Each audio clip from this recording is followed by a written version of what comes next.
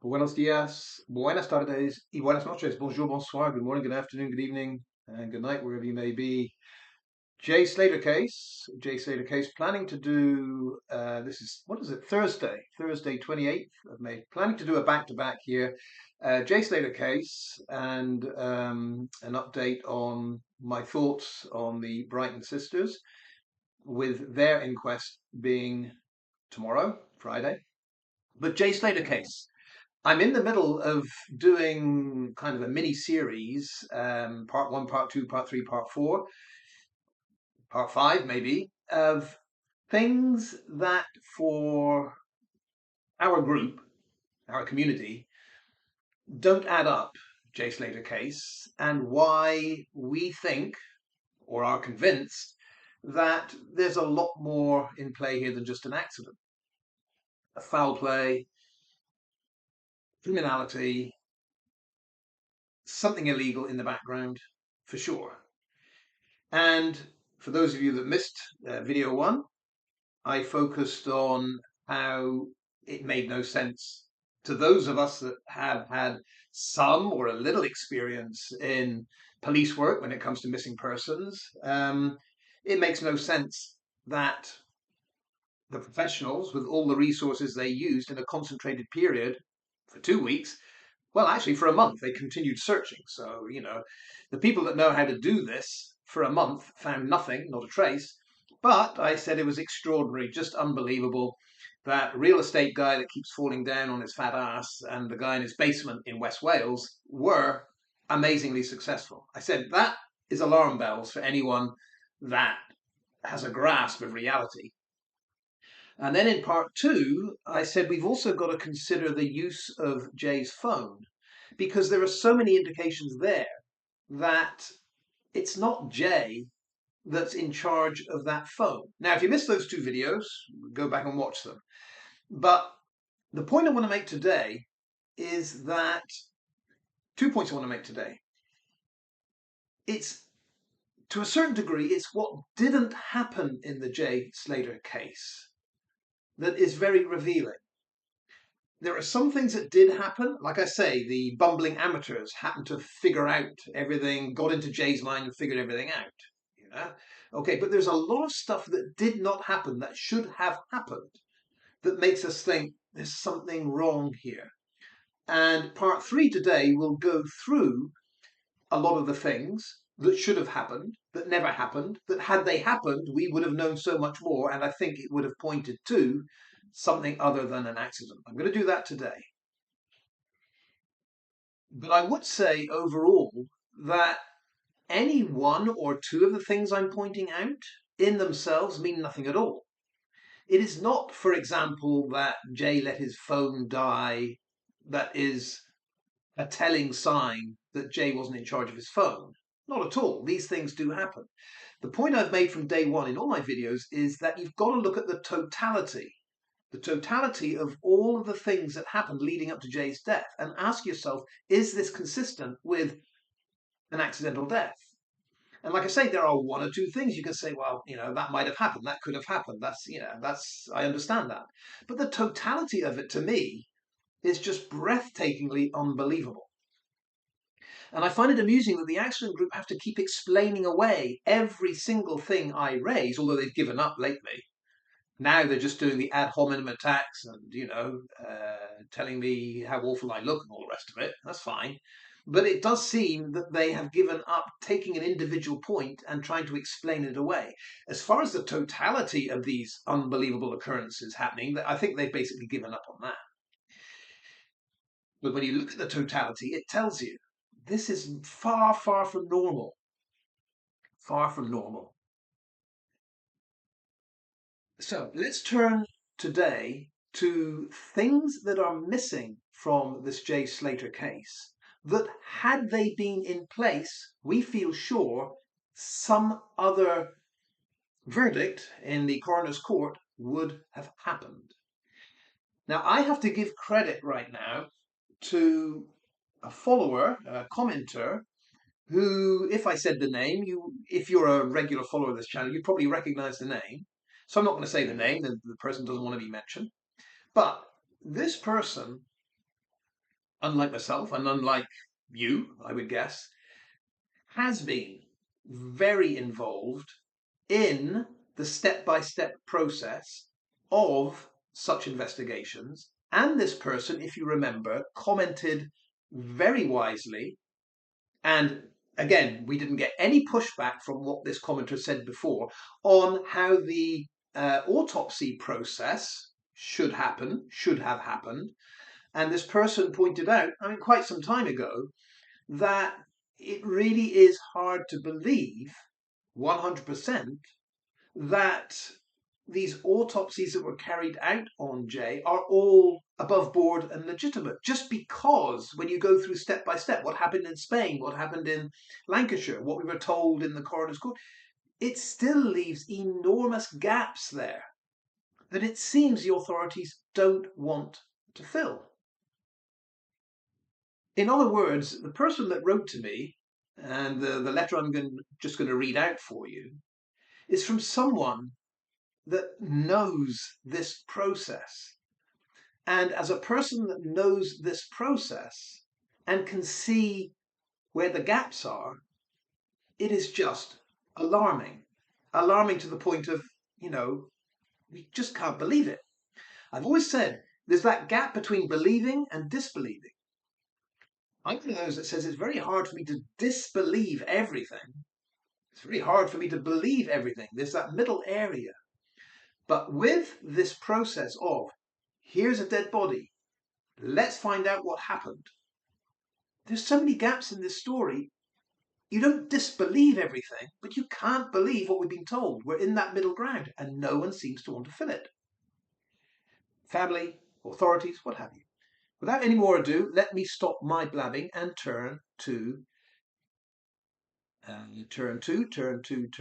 if I can find it, the letter. So, now within this message, there's a lot of speculation. I'm just going to read the whole thing, but bear in mind that the person that wrote this isn't trying to explain gaps in evidence necessarily. The person's also speculating that what might have happened is something we should bear in mind. So I'm not saying all I'm going to read out is relevant to my case. I'm just saying that a lot of what I read out is relevant, if that makes sense. So without any more ado, it says, a body discovered in a remote place with no obvious perpetrator in a random attack is one of the most difficult to solve. Now I'm going to stop there because that's the opening sentence. And immediately Accident Group will say, well, there was no perpetrator, it was an accident. But again, listen to what is said. This person hasn't said that it can't be an accident. They're just stating a generality. If this generality applies to the Jay Slater case, then it's true. Here's the generality. Once again, a body discovered in a remote place with no obvious perpetrator in a random attack is one of the most difficult to solve. This may have involved a kidnap, false imprisonment, torture, etc. It would be considered that a psychopathic killer was on the loose. But if the murder had happened in Britain, with an uncorrupted DSI in charge, Detective Superintendent in charge, and the parents in distress, this is what I think would have ideally taken place. And I like that phrase, and the parents in distress, because I think the missing piece of the puzzle for us here is the parents, yeah? In the sense that if the parents were genuinely in distress at what had happened, everything that had happened to their son, they would be more, let's just say, encouraging of the truth to come out. The writer goes on. So again, the scenario is the UK, parents in distress, an uncorrupted DSI in charge. The body would have been identified by DNA testing. It would have taken 12 hours at the most. Other DNA would have been looked for on the clothing. Recovery team DNA would have been eliminated. The friend's DNA would have been checked against the clothing. The bag and phone would have been swabbed. TIE, trace, investigate, eliminate would have been the procedure. The head wound would have been examined for traces of glass or wood or stone or other material. A pathologist and team would have made an extensive report, checked and signed off by another pathologist. There would have been an environmental report on where the body had been. If up a mountain or in a shallow grave, in a glade, specific locations can be determined by pollen, seeds, earth, sand specific to the place. The family would have been profiled. They are the main suspects, along with the friends the victim travelled with and stayed with. The history of the gang would have been gathered from local police evidence. Houses would have been searched. Neighbours would have been questioned. The young man already had a record. His associates would have been considered persons of interest. Employers would have been questioned. Hotel staff, bar staff, etc. would have been questioned. It would have taken weeks, if not months. Lucy and Ayu, Bradley, Brandon, the stabber, would have been questioned and some detained. Rocky would have been pulled in. Social media is used extensively for profiling. Kennedy, the stabber, is of great interest because of the reference to being bitten by a cactus and Jay stealing lives and the imagery in the bonkers narrative. Everything to do with the money would have been followed. Everything. The funeral would have been monitored. The reason why none of this happened was because the case fell between two jurisdictions, both of which have much to hide. Let me break off here because I think this is the crucial bit. Because in the Jay Slater case we have the two jurisdictions, Spain, specifically Tenerife, and Lancashire, this is the key point. I believe this commenter is exactly right in that the two jurisdictions have much to hide. Spain, Tenerife, with its, let's just call it what it is, mafioso activity gone mad. And Lancashire, where there seems to be an inordinate narco business that is straining the resources of the police there beyond belief. Sorry, let me go back. There is a tacit agreement to let gangs kill their own and bury their own. It's too expensive and dangerous to get involved. The kingpins are happy to lose 1% of their profits to investigations and busted mules. Internationally, the kingpins are willing to lose 1 in 10 ships to customs. I've mentioned this before, I'm breaking off again, but this idea of the tacit agreement to let the gangs kill their own has always fascinated me. I was amazed when I first went to the Bahamas to hear that people were let out on bail, sometimes, often, even though there was a murder charge against them. And it wasn't any great secret. And it's common in many Caribbean countries. If you want to know why the murder rate, the crime rate, the shooting rate is so high, half the time it is gang member A just taking care of gang member B that double-crossed them. You know, two gang members killed each other. Is that worth celebration, or do we wring our hands and say that the gun rate, the shooting rate, the death rate has gone up? Yeah, it is a tacit agreement. Do we really want to go through the judicial system and spend all that money on someone that ends up in prison for a long time, or just let them out on the street and let the rival gang take care of getting rid of the middleman, that kind of thing, take care of things? But anyway, this is what the commenter is saying, that in so many jurisdictions now, it is not uncommon just to let the gangs take care of their own. Kidnap is increasingly common among street gangs. There was something about the money. Money was missing or misappropriated. Jay took the fall for this, or Jay was traded in some mad idea. Jay was traded in some mad idea of other gang justice to do with losses. The GoFundMes were a ploy to raise ransom money, but it was too late. If Jay was strategically stabbed in the leg, there are major arteries in the legs, of course, he would have bled to death in less than half an hour. There would have been a lot of blood. If he was hit over the head by a bottle, common in British drug enforcement culture, there would be traces in the wound and a lot of blood. It is significant that Hilton was hit on the head too. Jane might have been the main perpetrator. The investigating team would view the court proceedings and all documents. It was an in-house gang crime. It may have been planned to take place on foreign soil with a ludicrous story. Tenerife is ideal. The ludicrous story may have been made up in a hurry. Ayub is key. He's disappeared on cue. The next time he's convicted, he will go down in jail for 30 years, and he will do what he can to avoid that. And in essence, the letter ends there. Now, as I say, there's a lot to digest in that. But as part 3 of why, as a group, we don't believe this is purely an accident, is because exactly how that commenter expressed it. If we transpose the Jay Slater story so that it is exclusively in the UK, this commenter is saying, with a family pressing for answers, all answers, everything in the background that would explain what happened, all of those steps the commenter outlined would have happened. And we would have come to a completely different verdict, I think, from what the coroner had said. And just a last word on this, the coroner's verdict is a verdict. That's all it is. It is someone who has experience weighing up what is presented in court, and he comes to a decision.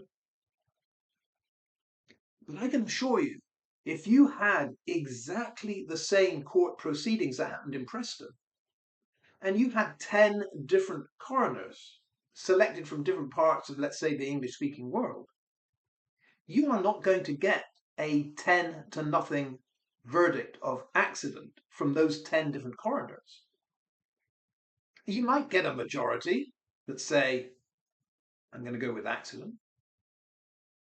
But you'd get some that would say, I can't go with accident. It's just not enough to this. In fact, I would submit that it may well be that Adderley would be the only one of the 10 that went for accident. That's what bothers me. I think in our hearts we think if anyone else had been sitting in that coroner's chair, there's a very good case that it would not have been declared an accident. It's like these, for example, in the States, when you get a Supreme Court verdict, the Supreme Court justices in the United States, as far as their intellectual ability at analyzing law is concerned, and all the factors involved, is a level way above James Adderley. In a sense, the Supreme Court of the United States is the creme de la creme of experience, insight, knowledge of precedent. And the Supreme Court of the United States are often split. For example, 9 of them, 5-4. But that tells you that 4 people that are experts, the creme de la creme of experts, came to a completely different conclusion from 5. This is human nature. So what I'm saying is the accident group going around saying the verdict's in, that's the truth. They have no idea what they're talking about. It's the verdict of one person. Give me 9 other coroners that are a little bit more honest, skeptical, and insightful, and I think you'd have a different verdict. That's all it is. All right, waffled on long enough, but that is the end of part 3, why the Jay Slater case doesn't add up to being purely accidental, as that commenter expressed to me in that well-written letter. Had this happened in the UK, all of those other procedures would have revealed a completely different story. But let's see how the accident group refute all that. Or will they just comment on, it's the same blue shirt he wore a year ago and his hair looks messy. Actually, it looks okay today, I think. Let's leave it there. Hasta luego, adios, hasta la vista.